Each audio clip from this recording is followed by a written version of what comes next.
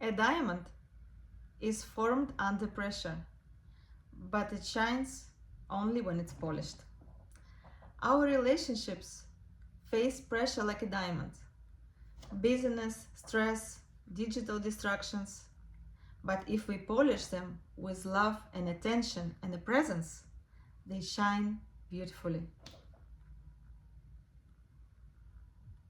We live in a time where we are more connected than ever through phones, apps, social media. Yet, many people feel more lonely, more distracted, and unfortunately less happy. Today, let's look at this through diamond wisdom, a simple ancient knowledge that shines and guides us and lasts forever. It's very truthful. Think about this. You are having dinner with someone you love. You ask them about their day, and their eyes are on their phone. How does that feel?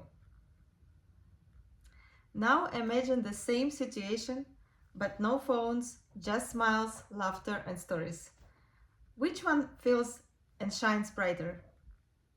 This is a challenge of a digital world.